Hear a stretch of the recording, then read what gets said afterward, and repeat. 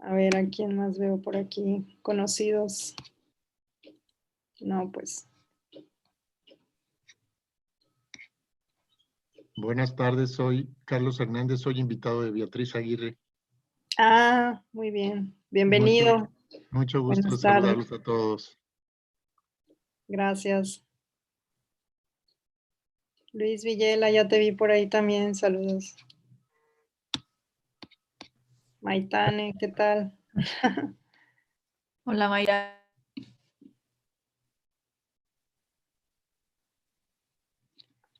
El doctor Mario Córdoba también anda por aquí. Buenas tardes, doctor. Hola, ¿cómo están? Buenas tardes. Bien, gracias.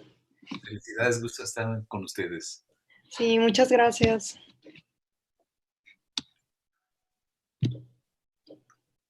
Sí, pues se siguen incorporando aquí más asistentes ahorita. Un poco más tarde pongo mi imagen, ¿sí? Ah, sí, claro, no hay problema. Gracias. De repente falla la conexión cuando todos tenemos la cámara prendida, ¿no? Entonces, Sí, sí es. sí, porque pide muchos datos. Ujú. Bueno, estoy atento, ¿eh? Buenas tardes a todos y a todas. Sí, muy bien, buenas tardes. Hola.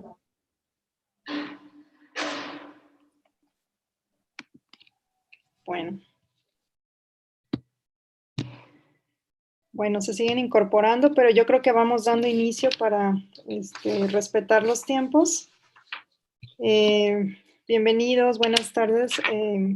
Qué bueno que nos acompañan el día de hoy. Tenemos a dos participantes del Centro de Análisis Avanzado Espacial de la Universidad de University College London y ahorita me voy a permitir leer la semblanza rápidamente. Nos acompaña Elsa Arcaute, es física con maestría en matemáticas y doctorado en física teórica de la Universidad de Cambridge en Reino Unido.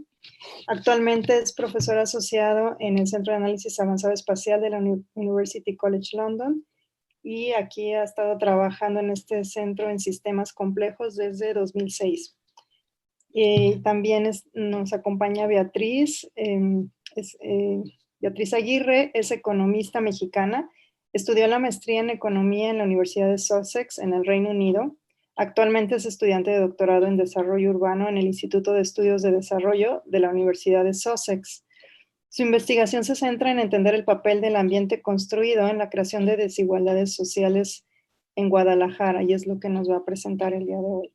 Realizó un año de investigación de campo en Guadalajara, entrevistando a más de 50 actores en el desarrollo urbano de la ciudad. Seguramente algunos de ustedes la reconocerán porque estuvo aquí con nosotros pues, en el año pasado, ¿verdad, Beatriz? Actualmente realiza una estancia también en el Centro de Análisis Avanzado Espacial en la University College London, como parte de su investigación del doctorado en Guadalajara. Bueno, pues muchas gracias a las dos. Creo que inicia Beatriz. No, perdón, ¿inicia Elsa? Sí, inicio yo. Bueno, entonces, si nos puedes compartir la pantalla, por favor. Sí, bueno, antes que nada, muchísimas gracias por la invitación. Voy a compartir ahora la pantalla. Solamente quiero aclarar, llevo desde el 2006 trabajando en sistemas complejos, pero antes estaba en Imperial College observando hormigas, sistemas sociales, pero de insectos, no de humanos. Y luego me pasé a estudiar ciudades en el 2011. Entonces, realmente la charla que vamos a dar ahora está en dos partes. La primera parte la voy a motivar desde el punto de vista de los sistemas complejos. ¿Por qué necesitamos más que podemos? ¿Por qué necesitamos observar los sistemas urbanos a partir desde la perspectiva de los sistemas complejos? Después de esta motivación, Beatriz va a tomar el caso de estudio, el framework en el que estamos estudiando los sistemas complejos, en este caso en específico, para poder entender si podemos observar las comunidades que se forman en el espacio y las jerarquías por la necesidad de esa interacción que hay en estos sistemas sociales. y Beatriz va a tomar el caso de Guadalajara, que les va a ser de muchísimo interés. Entonces yo les voy a dar la perspectiva de cómo sirve este formalismo y Beatriz después se va a enfocar en el caso estudio de Guadalajara.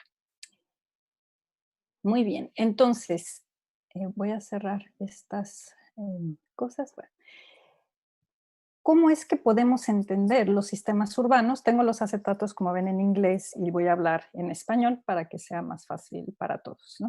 ¿Y cómo es que podemos entender las ciudades? Entonces, como supongo que lo han estado viendo en en todos estos días, las ciudades realmente se forman a partir de interacciones locales, el comportamiento de los individuos que necesitan interaccionar, que van cambiando el medio ambiente y se empieza a hacer un feedback loop. Por supuesto, todo lo que está pasando desde las interacciones locales con las tensiones que se forman con las restricciones que se ponen en el sistema por encima. Y esto es lo que realmente estamos entendiendo como sistemas complejos. ¿Y qué sabemos de los sistemas urbanos? En realidad los sistemas urbanos sabemos muchísimas cosas, porque cada uno de los diferentes sistemas que conforman a los sistemas urbanos han sido estudiados con muchísimo detalle. Sabemos mucho del comportamiento de los humanos, tenemos las ciencias sociales, antropología, la psicología, tenemos muchísimos campos que están estudiando específicamente de forma muy local qué está pasando, cómo estos seres humanos necesitan tener instituciones de gobernanza para poder pensar desde el punto de vista de las comunidades, de todo lo que se puede hacer para que la sociedad avance y por supuesto esto toma lugar en las diferentes formas que las actividades económicas y todo va pasando en los sistemas urbanos. Y todo esto, claro, hace que para que uno pueda relacionarse con el espacio, está el transporte, la infraestructura, y empezamos a pensar en cómo todos estos sistemas en realidad se están interrelacionando. Entonces, aunque sepamos muchísimo de cada uno de los sistemas, lo que necesitamos entender es cómo podemos entonces unir y acoplar esos diferentes conocimientos. Si pensamos en que cada uno de estos conocimientos pudiera ser como una placa, ¿cómo podemos tejer esas placas para poder ver cómo se afectan unas a las otras? Entonces, observamos también que al final de cuentas estamos dejando muchos patrones en este espacio. Tenemos patrones de aglomeración, tenemos espacios en el que un espacio va más allá de un espacio en el que la gente tiene que ir a comprar cosas, se trata del bienestar de los individuos, se trata de cómo entonces el gobierno entra y va a poder introducir regulaciones y cuestiones que sean que ese ambiente sea mucho mejor para todos los individuos. Y por supuesto estamos pensando entonces, planificando cómo está evolucionando ese sistema, cómo está cambiando, y si podemos entender cómo todas estas diferentes placas están tejidas, cómo entonces vamos a cambiar el sistema hacia un espacio en el que se pueda vivir mejor, en el que haya igualdad, en el que no haya pobreza y todo ese tipo de cuestiones. Entonces, al final de cuentas, sabemos mucho de todos estos diferentes sistemas, pero no hemos entendido muy bien cómo relacionar unos con otros. Y ese es el gran reto que tenemos y que estamos buscando, cómo realmente podemos hacer esto. Y claro, nadie tiene la solución todavía. Y lo que les quiero platicar hoy, lo que les va a platicar Beatriz después, es cómo podemos usar alguna de las herramientas para poder entender algunos de estos aspectos a partir de pensar en estos sistemas como sistemas complejos. Entonces, una cosa muy importante es que cuando estamos observando las ciudades, los países, todos los sistemas en el planeta, vemos que hay unos patrones que son universales. En todas partes vamos a observar tráfico, vamos a observar la bolsa de valores que sube, que baja, vamos a observar calles que se están formando, que de hecho son calles que hacen patrones fractales. Entonces, independientemente de la historia de esos sistemas, uno ve que terminamos en una solución similar. Y eso es una cosa fascinante, porque no nada más tenemos una historia diferente, sino que también tenemos una geografía diferente y tenemos restricciones muy diferentes dentro del sistema. Y en este mismo espíritu de entender los sistemas urbanos como sistemas complejos, ¿qué queremos decir con ello? Queremos decir cuáles son esos patrones que son universales, que se pueden observar. ¿Cómo podemos entender qué es lo que dio lugar a esos patrones que son universales? Y ahorita lo que pueden ver en la pantalla es alguno de esos patrones. Entonces uno observa que independientemente del país que uno vaya a ver, uno va a ver que tiene una distribución de tallas de las ciudades muy particular, que se refiere a la ley de Zipf's. Uno tiene la ciudad más grande, la segunda ciudad más grande es la mitad de la ciudad más grande en población, la tercera es un tercio de la ciudad más grande, la cuarta es un cuarto, y es un fenómeno que no es exacto, porque obviamente las ciudades van creciendo, pero es bastante estable en todo el mundo. Y a raíz de eso uno también observa, que es el último punto, que se forman regiones, se forman estructuras que están unas metidas dentro de otras, como si fuera una matrushka, un sistema jerárquico. Y obviamente en medio de todo esto están muchísimas otras, aquí solamente estoy diciendo algunas de las propiedades que uno observa que pasan en todos los sistemas.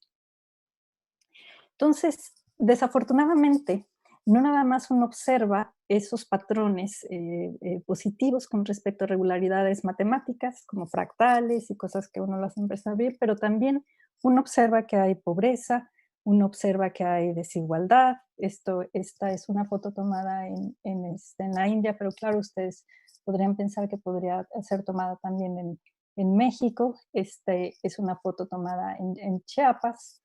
Y uno observa que existen todas estos otros patrones que pueden ser bastante universales también. Estamos haciendo un gran efecto en nuestro medio ambiente, estamos creando un problema muy grande con el cambio climático. Y uno realmente lo que tiene que empezar a entender es cómo uno puede entonces cambiar esa dirección a la que vamos. Y entonces, dentro de estos sistemas, una de las cosas que les queremos platicar hoy, Beatriz y yo, es dentro de los patrones que estamos formando, uno puede empezar a pensar, ok, ¿cuál es la fuerza inicial que hace que se creen las ciudades, estos fenómenos de urbanización? Esa necesidad de interaccionar, esa necesidad de intercambiar cosas. Entonces, uno empieza a pensar que todas esas interacciones, al final de cuentas, estamos hablando de una conectividad en el espacio.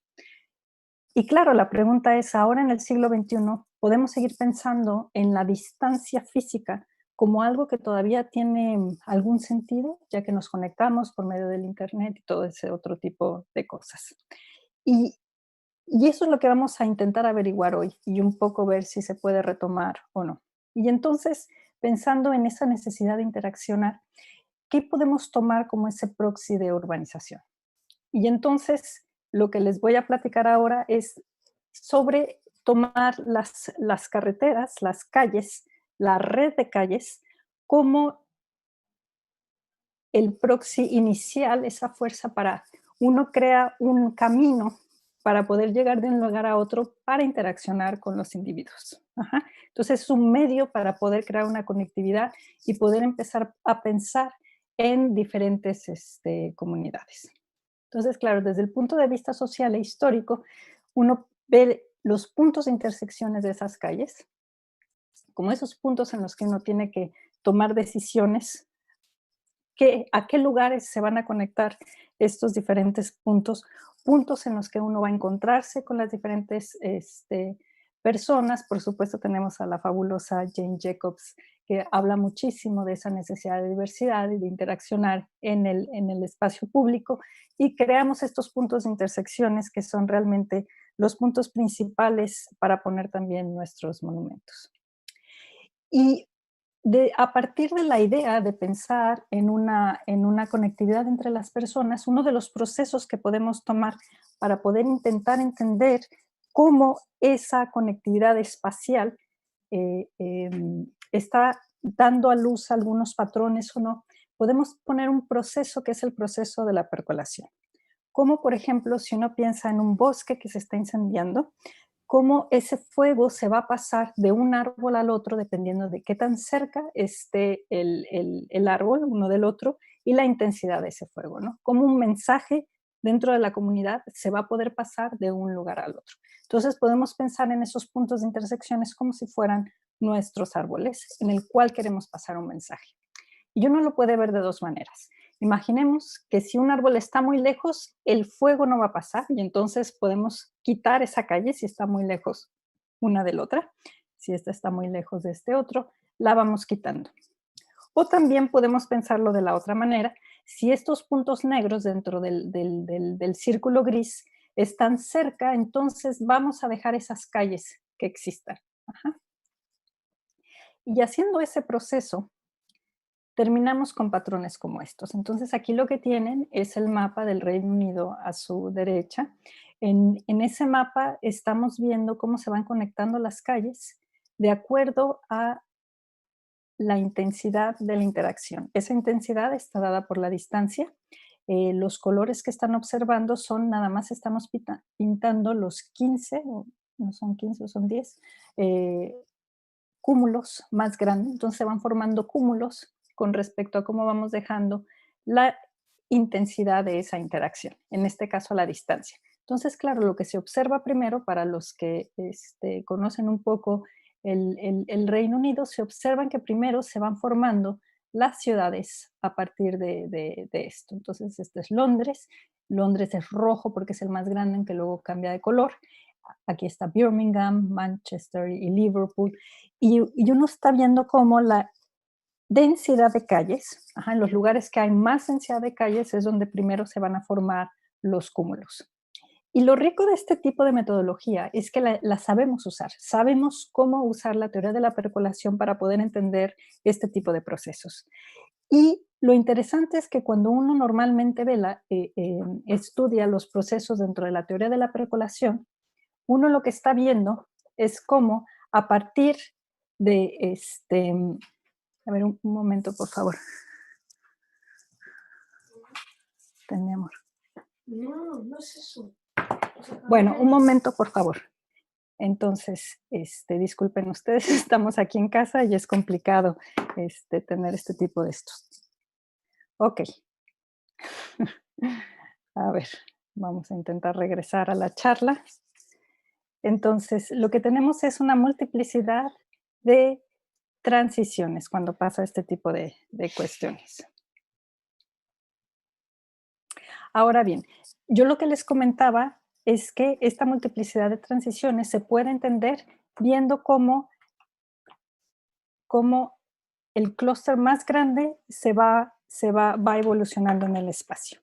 Entonces, lo que tenemos primero es que en el primer salto de observar el cúmulo más grande en el espacio, estamos viendo que se van formando las ciudades. En los diferentes saltos se van formando diferentes regiones. Ok, entonces aquí vemos la primera transición, que es cuando el río cruza el río, esto es Londres, entonces cuando las calles pueden cruzar del norte al sur del río, entonces tenemos la primera transición. Después, en la siguiente transición, lo que vemos es cómo, bueno, en realidad están al revés las transiciones, pero no importa, uno puede pensar que está cortando, es como uno tiene una división en el espacio dentro de la parte que sería la parte sureste y la parte del oeste. Después de eso, uno puede pensar, ok, ¿qué son ese tipo de divisiones que estaban observando en el espacio? ¿A qué corresponde? Entonces tenemos que ver que lo que uno está haciendo en realidad es pintar la infraestructura en el espacio. No estamos pintando otra cosa más que la infraestructura. Si uno, por otro lado, pinta lo que gana la gente, puede ver que esos mismos patrones se están haciendo. En el lado izquierdo del mapa, uno lo que tiene es cuánto gana la gente a la semana. entre más cálido sea el color, la gente gana más, y entre más oscuro sea el color, más frío sea el color, la gente gana menos. Y lo que es increíble aquí es ver cómo del lado derecho y del lado izquierdo los patrones son muy similares. Entonces, recordando que del lado derecho uno lo que tiene es la interacción bueno, no es ninguna interacción, es solamente la intensidad de la infraestructura, mientras que del lado izquierdo uno lo que tiene es lo que gana la gente, y los patrones son muy similares. Entonces uno empieza a pensar en cómo uno está reforzando la infraestructura de alguna forma en donde tal vez ya hay, ¿no? Y eso es lo que conocemos acá como esta división entre el norte y el sur, que viene desde las épocas romanas. Otra de las divisiones regionales que uno observa es Escocia.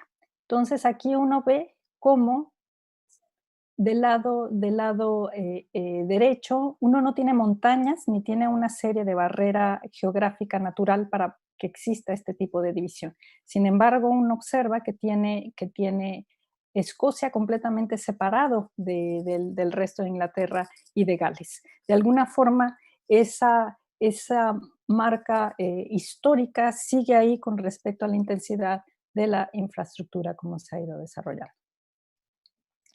Y lo bonito de todo esto es que al final de cuentas, esta representación que hemos estado contando, que uno primero tiene la unión del norte y del sur del río que se convierte en una ciudad, y después de ahí uno se va yendo a las diferentes regiones, uno lo puede pintar como un árbol jerárquico. Entonces uno tiene primero una división del Reino Unido en dos partes, que es el Reino Unido dividido entre Inglaterra y Gales y Escocia, y uno después tiene la siguiente división, que es esta parte que les comentaba yo del norte y del sur, y entonces uno puede empezar a pensar en esta estructura como un árbol jerárquico de diferentes bolitas que pertenecen a un cúmulo. Entonces, cada uno de estos cúmulos tiene una mamá cúmulo, por así decirlo. Entonces, aquí, que es un poco lo que Beatriz les va a platicar un poquito, aquí lo importante es pensar en estos sistemas de esta forma. Si uno va a hacer una intervención de algún tipo, por ejemplo, uno quiere pensar en cómo el conocimiento, si uno va a invertir en alguna industria para crear muchas empresas innovadoras, si uno pone el dinero aquí, que va a afectar a Leeds y a Liverpool, eso no va a afectar en lo más mínimo al cúmulo de Londres, o al revés. Si uno lo pone de este lado, uno tiene que subir hasta acá en el árbol jerárquico, para que la intervención que le vaya a dar algo a Londres también le dé al resto de las regiones. Y entonces ahí uno empieza a entender todo este problema que pasó, por ejemplo, con Brexit, en el que tiene una división en el espacio muy fuerte de lo que está pasando aquí abajo, que es Londres, que es un motor económico del Reino Unido, y lo que está pasando en el resto de las regiones. Esta conexión esta más bien no conexión entre estos dos tipos de sistemas es muy fuerte y es muy obvia, en lo que no nada más con respecto, aquí nada más estamos hablando de las calles. Claro, ustedes me dirían, bueno, Elsa, estás hablando de las calles, pero cuando estamos hablando de conexiones de sistemas urbanos, hay más que las calles para conectarlos, ¿no? Por ejemplo, primero el transporte, ¿no? ¿Dónde están los trenes? ¿Dónde está esto? ¿Dónde está el trade de un lugar a otro y cómo se están intercambiando los diferentes bienes? Pero simplemente de ver cómo la gente, el flujo de gente se pudiera estar moviendo, estos sistemas están desconectados. Y es una cosa muy evidente de cómo son las cosas en el Reino Unido. Y claro, entonces pensamos, bueno, ya vimos estas divisiones regionales que también de alguna forma fueron divisiones socioeconómicas que pudimos ver en este tipo de cuestiones. ¿También habrá divisiones ideológicas en este espacio? Y para averiguar esto, este proyecto cuando lo empezamos hace muchos años ya, lo vio Mike Batty, ¿no? Él está trabajando con nosotros, y cuando primero vio los cúmulos, lo primero que le pasó por la cabeza es, aquí están los que votan por Labour, que es el de centro izquierda. Aquí están los que son los Tories, que son los de derecha, los azules, y empezó a ver el espacio un poco de esa forma, ¿no? Entonces dijimos, bueno, de alguna forma, la cercanía espacial tal vez dice algo con respecto a la forma en la que la gente se conecta una con otra con respecto a sus ideologías. ¿Qué quiere decir con esto? Que yo tal vez voy a escoger donde vivir en un lugar en donde me sienta que hay más gente parecida a la forma que tengo yo de pensar que un lugar donde esté más lejos con respecto a cómo piensa la gente. Entonces aquí estamos hablando de una cercanía ideológica y no una cercanía de distancia. Y claro, la cuestión es esta. ¿Hay alguna relación entre estas dos? Y para averiguar esto, lo que hicimos es, tomando el árbol, que este árbol resulta de cómo los cúmulos se van formando con respecto a la distancia espacial, esta distancia dada por las carreteras, quisimos ver si de alguna forma también corresponde a una forma en la que la gente se va juntando de forma ideológica. Y para hacer esto, tomamos el árbol y entonces dijimos, a ver, ¿de qué forma votaría la gente si estuviera la gente en esta región, por ejemplo, a diferencia de la gente que está en esta otra región? Entonces hicimos este clustering dentro del árbol en lugar de hacerlo en el espacio. Claro que los dos están muy relacionados, ¿no? Pero entonces lo que intentamos ver es, de acuerdo a las formas en las que la gente se habían votado en el pasado, si había una relación con respecto a cómo estaban en el árbol. Y haciendo este ejercicio obtuvimos estos resultados. Estos, claro, esta investigación ya tiene tiempo, es del 2015, y entonces por eso lo vimos, los resultados que habían tomado lugar en el 2010, que de hecho, esos fueron los que hicieron que se eligiera Cameron, que fue el que propuso Brexit. Entonces, de alguna forma es muy relevante todo lo que estamos hablando ahora. Viendo los resultados, si uno dijera, ok, vamos a ver cómo votaría la gente si fuera solamente de acuerdo a su edad. Y esto es el tipo de patrón que uno observa. ¿Cómo votaría la gente si uno lo tomara en cuenta solamente de acuerdo a su profesión? Y este sería el patrón. De acuerdo a qué nivel de educación tienen, este sería el patrón. De acuerdo a el árbol que les enseñé, este sería el patrón, y esto es el original. Entonces uno ve que el más parecido de todos esos en realidad tiene que ver con el del árbol. Entonces, esto es una cosa muy, muy interesante, porque quiere decir que en el efecto del espacio, por más que vivamos en este mundo conectado, global, con comunicación vía internet y todo eso, aún así tiene un rol muy importante de cómo la gente se está identificando dentro de sus comunidades. Y para concluir, lo que les quería comentar hoy era que al final de cuentas, cuando uno está formando, la urbanización tuvo lugar, uno va dejando esas huellas en el espacio, y de alguna forma con este tipo de metodologías uno puede recuperar esas huellas del espacio para entender más o menos la historia de cómo llegó a ser lo que es, o los diferentes patrones que Beatriz les va a enseñar en un momento.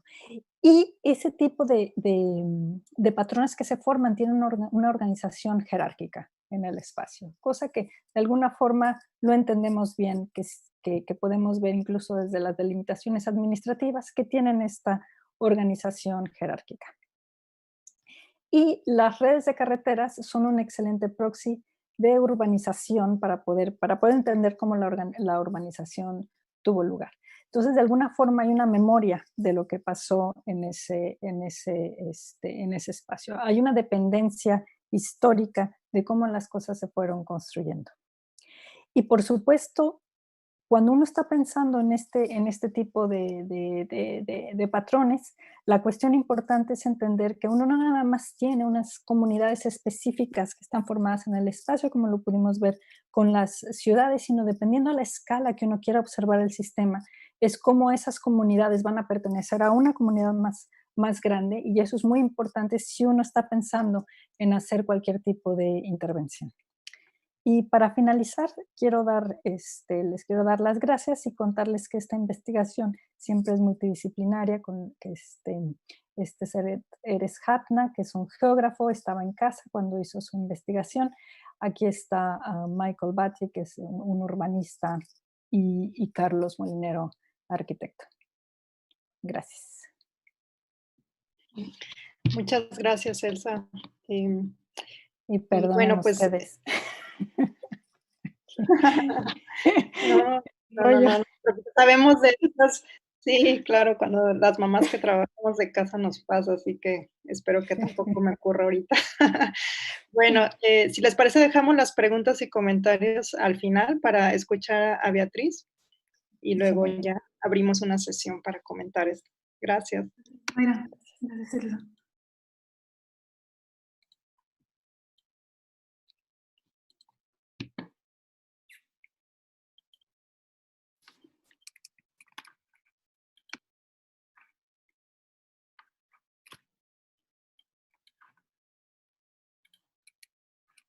¿Ya se ve?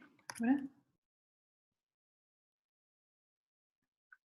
¿Pueden ver la presentación ahora? Sí. Sí. Sí. Muy bien. Sí. Entonces me arranco.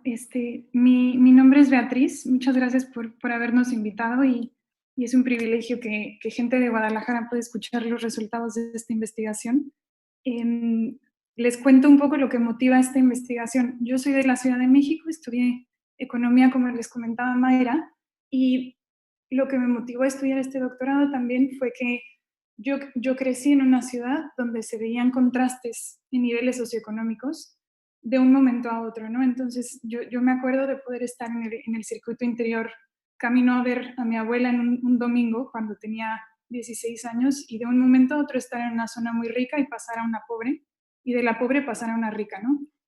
Me empecé a cuestionar mucho qué estaba sucediendo en la planeación urbana de las ciudades para que en México, sobre todo en sus principales ciudades, se diera este fenómeno, ¿no? Y me acuerdo que cuando llegué el primer día a proponer mi investigación aquí en Inglaterra, cuando aplicaba el doctorado, la gente me decía, no, pero es que ¿cómo puede ser posible? Eso no puede pasar, ¿no? Y es algo que como mexicanos creemos que crecemos inmersos en ello y a la gente de otros países hasta que no les enseñas las fotos no te lo creen. Entonces, les voy a enseñar los resultados de esta investigación hasta ahora que están muy relacionados con los conceptos que introdujo Elsa. Y nada, empiezo.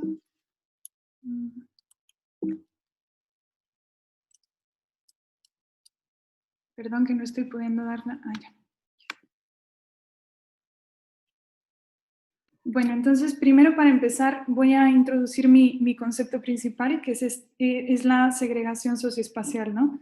Entonces este concepto se refiere a la separación en el espacio de distintos grupos socioeconómicos y se refleja muchas veces en esta clusterización de actividad económica o de niveles de ingreso o de indicadores en áreas urbanas. Este fenómeno se ha estudiado mucho en Latinoamérica porque prevalece en el caso de las ciudades. Y yo lo que quería entender era cuál era el efecto que tenía la conectividad en la red de calles, ¿no? Este aspecto que viene totalmente del ambiente construido de la ciudad, en estos patrones de segregación socioespacial que vemos específicamente en la ciudad de Guadalajara.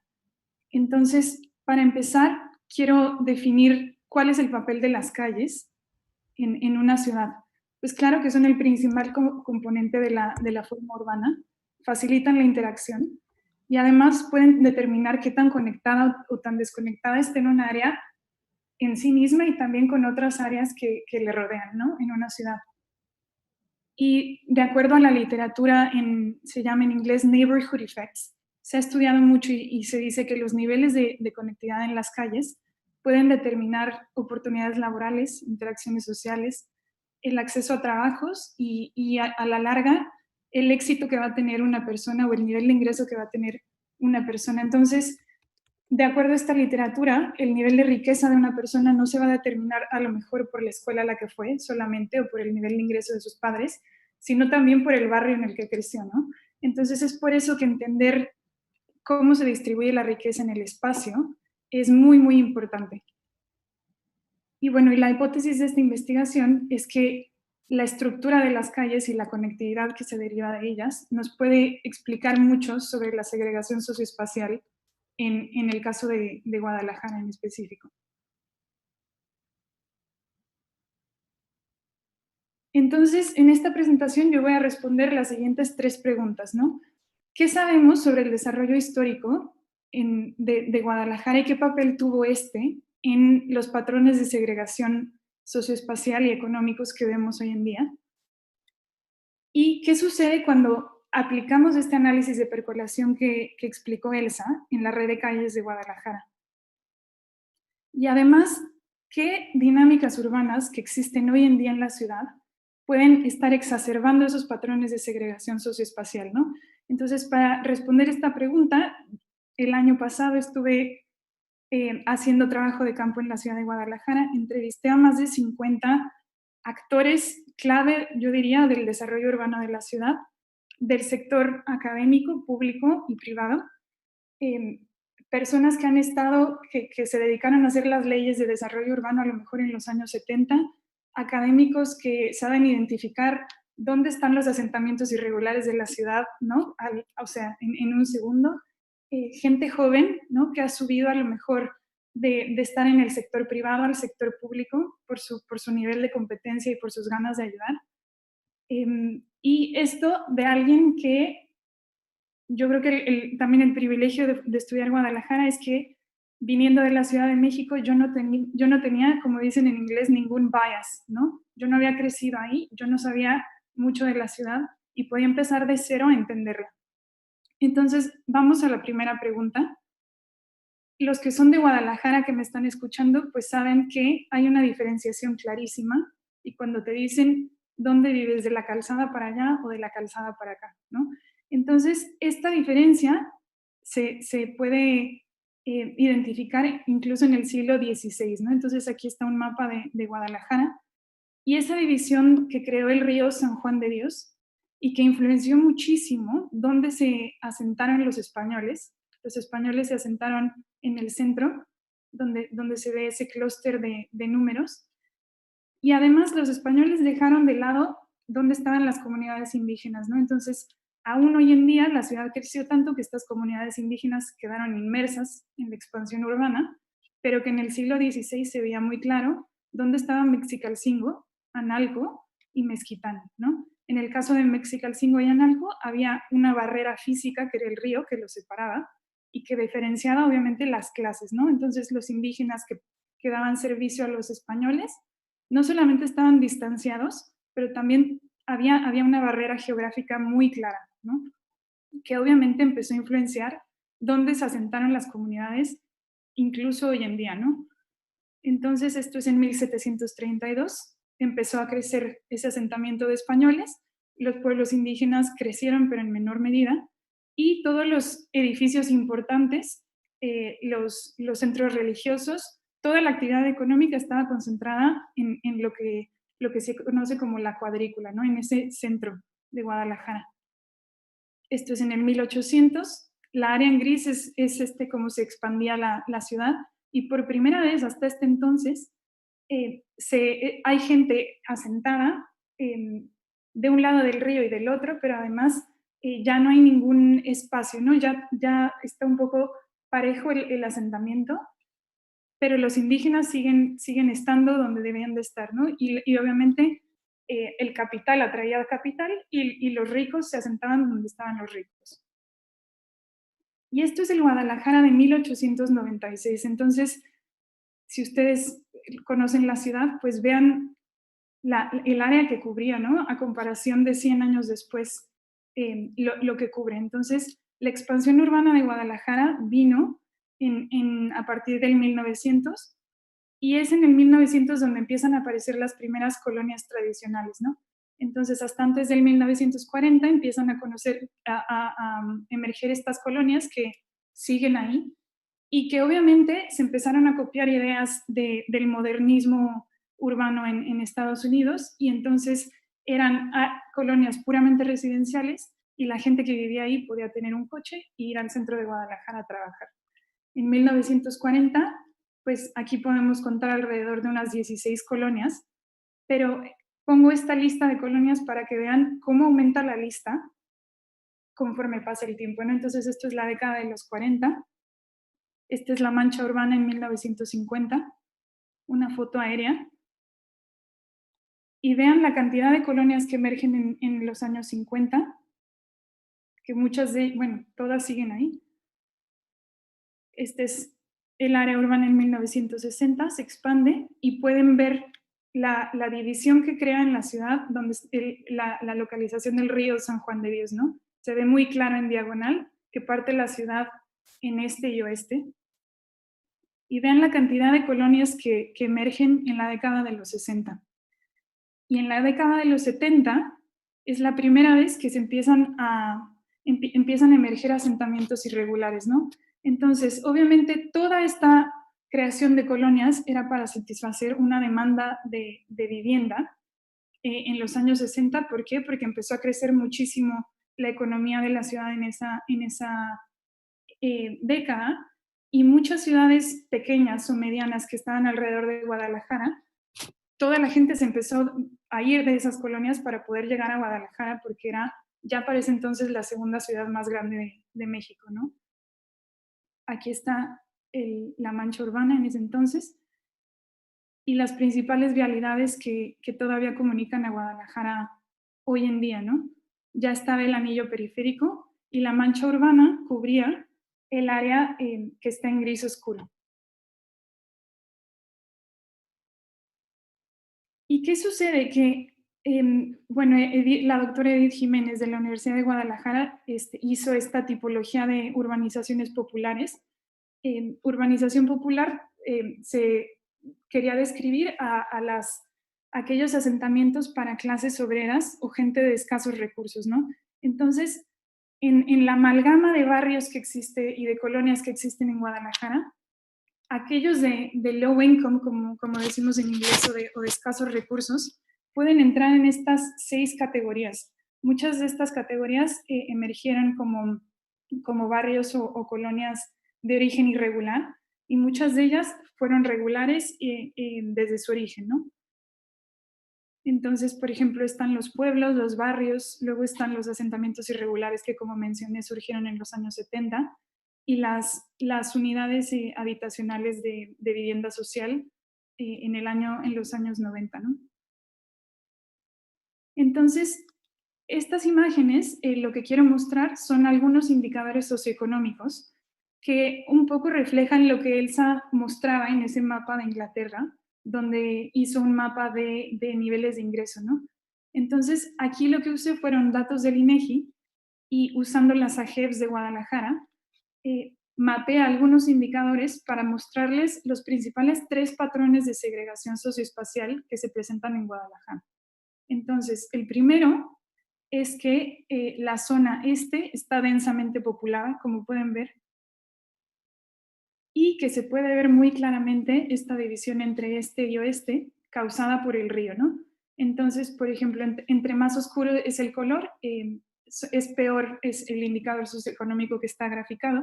Entonces, por ejemplo, en azul se puede ver el acceso a servicios de salud, que también en la parte de derecha es mucho peor que en la parte izquierda, y también en educación y en acceso a agua potable. El tercer patrón de segregación socioespacial que se ve también obviamente es del centro a la periferia. Entonces, abajo hasta la derecha está el índice de marginación social en el 2010, y se nota una gran disparidad entre lo que se ve alrededor y lo que está en el centro de la ciudad.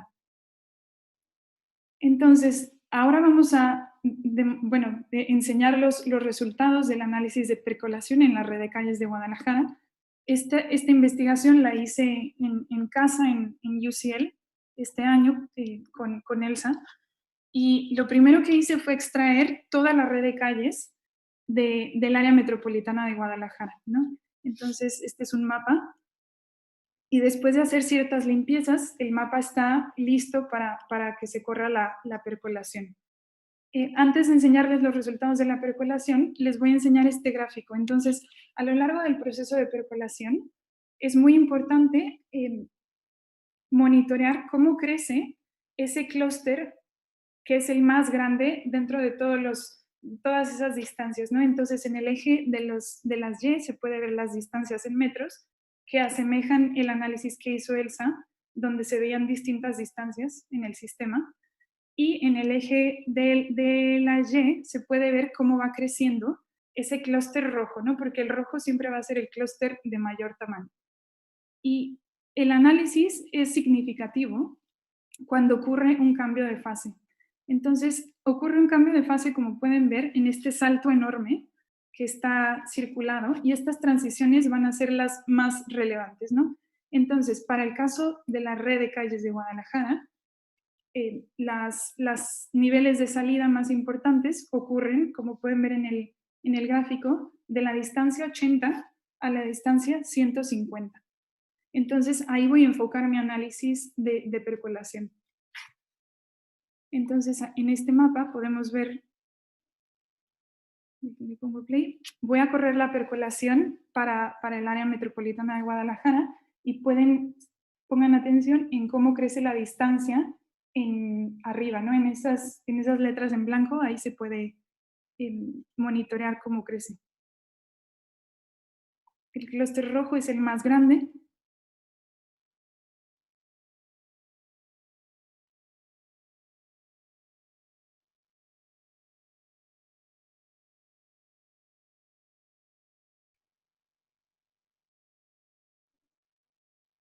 Esto es exactamente como lo que Elsa les enseñó para Inglaterra, pero para Guadalajara.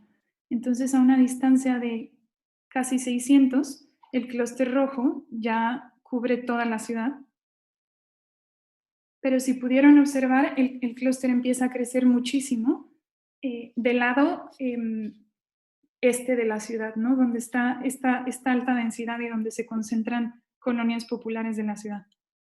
Entonces, como dije, me voy a enfocar del nivel 80 al 150 y vamos a ir encontrando estos patrones que asemejan niveles socioeconómicos, bueno, lo que está sucediendo a nivel socioeconómico en la ciudad y sobre esta categorización de barrios que hizo la doctora Edith, cómo se pueden identificar solamente por analizar la red de calles de la ciudad, ¿no? Entonces, a 80 metros se puede identificar que hay tres fuentes donde empiezan a ocurrir estos clústeres, ¿no? Y que estos tres, todos, son equivalentes a alguna estructura urbana de origen irregular o popular para las clases obreras, ¿no? Entonces, cómo esta densidad de calles o de infraestructura se concentra en zonas de escasos recursos de la ciudad. Después, en el nivel 90, se ve cómo este clúster rojo ahora se transfiere al otro lado de la calzada, predominantemente cubriendo la colonia Jalisco, que muchos de ustedes deben de conocer, y otras colonias populares que están junto a la colonia Jalisco. Y el clúster que está en naranja es la colonia Echeverría y la colonia Polanco. Después, a 100 metros, se puede ver todavía esa división que crea el río San Juan de Dios o la calzada hoy en día. En morado se puede ver por primera vez un asentamiento irregular, que son las Tres Mesas, si alguno de ustedes lo conoce, y crece todavía ese clúster que cubre a la colonia Echeverría y la colonia Polanco en el sur de la ciudad. A 110 metros, por primera vez, se pega a ese clúster rojo el centro de la ciudad, que uno pensaría que porque la retícula del centro de la ciudad es cuadriculada, se hubiera conectado enseguida, y no al contrario, se conectó enseguida a aquellas colonias de origen irregular que con los años se consolidaron y que importantemente fueron planeadas para que la gente pudiera vivir y trabajar ahí, ¿no? Entonces, por ejemplo, en la colonia Artesanos, que fue planeada para que los artesanos tuvieran sus talleres junto a su casa, ¿no? Entonces, esto creó como una dinámica en la que la gente no tenía que ir, por ejemplo, al centro de la ciudad a obtener una fuente de ingreso o un trabajo, porque tenía todo lo que necesitaba en la colonia en la que vivía. Y, por ejemplo, aquí, esto es muy interesante porque en el centro del mapa se puede ver este hoyo que divide lo que antiguamente eran las líneas de tren de Guadalajara, ¿no? Y que ahorita se ve una diferencia enorme que divide a la colonia del Fresno, si alguno de ustedes la ubica, y al norte la colonia Moderna, ¿no? y que está separada por esta red de trenes, que está creando una división socioeconómica enorme, ¿no? A 120 se puede ver todavía esta división creada por la línea del tren, aun cuando los clústeres están pegados, ¿no?, el uno al otro. Y a 150 se puede ver la división clarísima de donde pasa el periférico de la ciudad y ese clúster en naranja, que es un asentamiento irregular afuera del periférico. Entonces, ¿qué es lo que encontramos después de este análisis de percolación? Lo más interesante es que los niveles de conectividad local dentro de un barrio y de conectividad global, que también está conectado a ese barrio con los barrios que le rodean, impactan los indicadores socioeconómicos de una área, ¿no? Y que todos los barrios que identificamos después del análisis de percolación tienen las siguientes características. Obviamente todos tienen una alta densidad de calles, todos pertenecen a alguna forma de urbanización popular, casi todos tienen orígenes informales, una alta densidad de población y fueron diseñados para trabajar y vivir, ¿no? Entonces tenían estos usos de suelo mixtos y que obviamente pudieron haber incrementado el aislamiento social, ¿no? Y no integraron esos barrios con el resto de Guadalajara. Y es muy importante entender el concepto de integración espacial, que se refiere no solamente a qué tan bien conectado físicamente están las áreas de un barrio con el resto de los barrios que lo rodean, pero también cómo a nivel microeconómico estas zonas se pueden complementar e interactuar una con la otra. Y obviamente vimos muy claramente que algunas características de la geografía del lugar y del ambiente construido, como el periférico, como el río, como la calzada, como las líneas del tren, obstaculizan la conectividad en Guadalajara. Entonces, aquí va la parte interesante y me dio mucho gusto saber que el doctor Mario Córdoba me está escuchando porque fue una de las primeras personas que entrevisté cuando comencé esta investigación de campo en Guadalajara. Ahora lo que yo quería saber era cuáles dinámicas urbanas que están ocurriendo ahora en Guadalajara pueden exacerbar la segregación socioespacial que hemos identificado. Entonces yo lo que hice fue entrevistar a 50 actores del ecosistema urbano de Guadalajara. Como les decía, no importaba del sector, ¿no?, si fuera del sector académico, privado o público, yo lo que quería saber era identificar desde sus ojos qué cosas están sucediendo hoy que pueden incrementar la desigualdad socioespacial en la ciudad. Entonces hablé, por decirles un ejemplo, hablé con gente del IMEPLAN, hablé con gente de distintas dependencias de gobierno de todos los municipios de Guadalajara, hablé con la especialista en asentamientos informales que los conoce de la A a la Z, hablé con ella, hablé con gente de universidades privadas y públicas y gente que ha sido activista social en Guadalajara, a lo mejor en cuestiones de movilidad o en cuestiones de desigualdad. Yo los quería escuchar para saber qué opinaban. Entonces, usé un método que se llama análisis temático de contenido. Lo que se hace es que cada una de estas entrevistas, que duró alrededor entre 1 hora a 1 hora y media, se transcriben y se usa un software para generar temas, ¿no? ¿Qué temas me seguían repitiendo cada vez que yo hablaba de desigualdad económica, ¿no? ¿Qué estaba en su mente que estaba potenciando este problema? Bueno, aquí están los sectores de los que hablaba y yo lo que quería entender era cómo estos participantes percibían la segregación de Guadalajara, ¿no? Entonces, es muy importante entender que esta es gente que ha trabajado para la ciudad por años, que creció profesionalmente ahí y que además le tiene mucho cariño a la ciudad. A mí algo que me impactó de Guadalajara es que, a diferencia de la Ciudad de México, todos los que están en el ecosistema urbano se conocen. Y entonces, empezando de uno, me mandaba con otro y me decían: Beatriz, tienes que hablar con él porque él sabe muchísimo. Y este es historiador y este ha estado trabajando en leyes urbanas desde hace 30 años. Entonces, realmente me permitió identificar a las personas clave. Entonces, les voy a contar un poco lo que ellos me dijeron y estos temas que me seguían repitiendo, que están exacerbando la desigualdad en la ciudad. Y de qué manera la forma urbana o la movilidad está conectada con la segregación socioespacial. lo primero que les quiero decir es que todos me dijeron que la segregación socioespacial en Guadalajara existe, ¿no? Entonces, por ejemplo, todos me decían que estaba concentrada en las periferias, en la colonia Jalisco o en algunos municipios, en algunas zonas del Salto de Tlajomulco, y me decían, pero es que esto se ve en Latinoamérica y se ve mucho, ¿no? Entonces, me decían, por ejemplo, lo que está pasando a la larga, lo voy a traducir un poco, lo voy a leer, es que tienes una ciudad con mejor calidad de vida, no con una alta calidad de vida, pero sí con una mejor calidad de vida. Entonces, si ahora tú visitas las colonias populares del este, como Artesanos, como San Juan Bosco, que son los antiguos barrios de Guadalajara de los 60, algunos como Polanco, puedes encontrar negocios pequeños, ¿no? Como cafés, y con un centro bastante consolidado donde está una iglesia, está una plaza, la gente sale, y tú entras a estos pueblos, por ejemplo, uno sea barrios como Santa Tere y te sientes en una realidad alterna, ¿no? Dices, ¿cómo estoy en la ciudad? Y cruzo una avenida y ya estoy inmersa en esto, ¿no? Entonces, todos estos servicios están cerca de donde la gente vive. ¿Por qué? Porque el ingreso de las familias incrementó. Ya no tienen que invertir su dinero en construir una casa, ¿no? Porque estas colonias a lo mejor tienen origen irregulares, o en la educación de sus hijos. Entonces ahora su ingreso aumentó, y aunque son colonias que eran informales, ahora se vive un poco mejor, ¿no? Y curiosamente, estas colonias que ellos me mencionan, que están segregadas, son las que se identificaron en el análisis de percolación.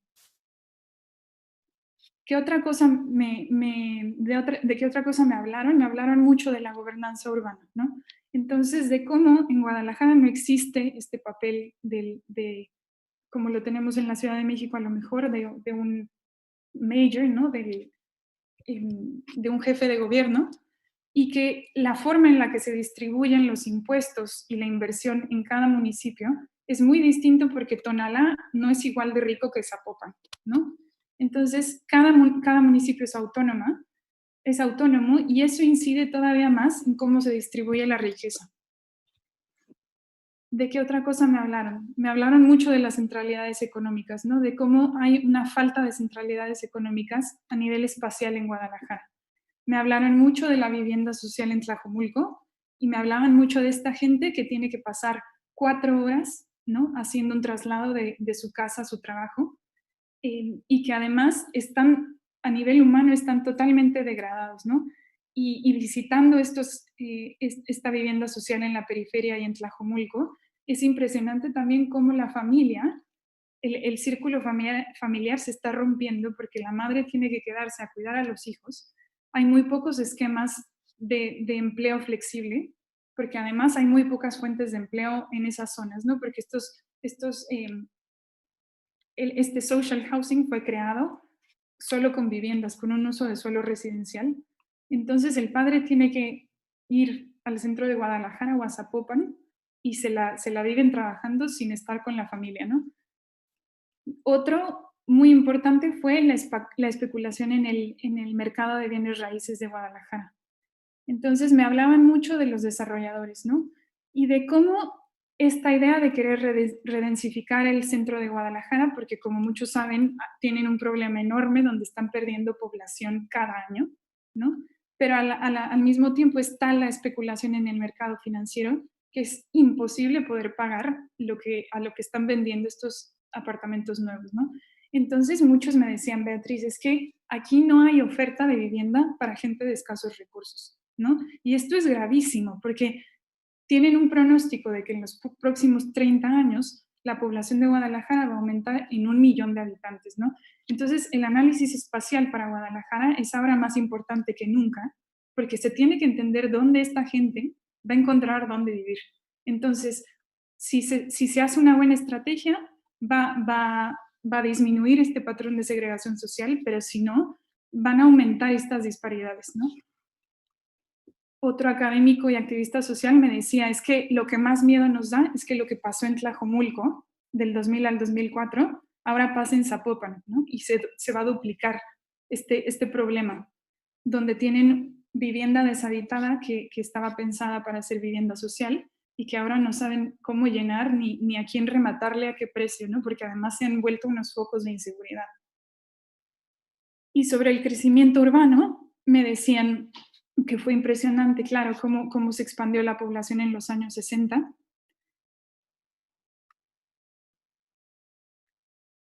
Entonces aquí sí se vuelve a repetir lo mismo de la slide anterior, pero no importa, porque se relaciona mucho con la tenencia de la tierra y con el crecimiento urbano. Entonces ellos me decían cómo esta expansión urbana fue el primer ingrediente para que las cosas empezaran a ir mal en Guadalajara. Me decían, todo iba bien hasta 1970, ¿no? Y esto me encantó, un planeador urbano me decía, yo siempre pienso que Guadalajara necesita una estrategia de la triple I. Primero necesitamos innovar el centro histórico, después necesitamos integrar las periferias con el resto de la ciudad y después necesitamos impulsar el desarrollo económico en estas ciudades dormitorio en las periferias de la ciudad. ¿Por qué necesitamos innovar el centro histórico? Para que más gente venga a vivir aquí. ¿Por qué queremos integrar la periferia? Porque necesitamos integrar a estas personas con lo que está afuera y dentro de la ciudad, para que sirvan como conectores con áreas afuera del periférico y para que estas ciudades dormitorio tengan fuentes de trabajo y no dependan económicamente de otras centralidades que están fuera de ellas. Entonces, para concluir, primero, además de la red de calles y del análisis morfológico que les ofrecimos el día de hoy, hay obviamente otros factores que están causando la desigualdad espacial en Guadalajara, como las leyes de planeación o cómo está organizada la gobernanza urbana, la inseguridad que se vive también y el nivel de servicios públicos, bueno, no se digan asentamientos irregulares, pero en municipios que son más pobres. Y como les decía, esta expansión que se espera poblacional en Guadalajara nos llama a que urgentemente se planifique cómo va a crecer la ciudad y dónde se van a sentar las personas, ¿no? Y que estas poblaciones populares necesitan ser integradas con el resto de la ciudad, porque estas poblaciones están muy bien conectadas con ellas, ¿no? Como la colonia Jalisco, como la colonia Echeverría, pero esta gente necesita que el ingreso le llegue de otras zonas más ricas de Guadalajara.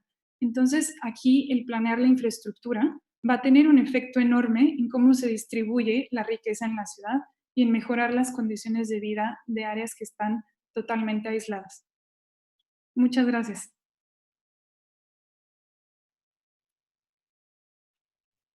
Bien, muchas gracias Beatriz y Elsa, ambas la exposición muy interesante y tenemos creo que varias personas que quieren participar con comentarios y preguntas. Entonces, bueno, creo que algunas personas no han podido levantar la mano en el icono de Zoom.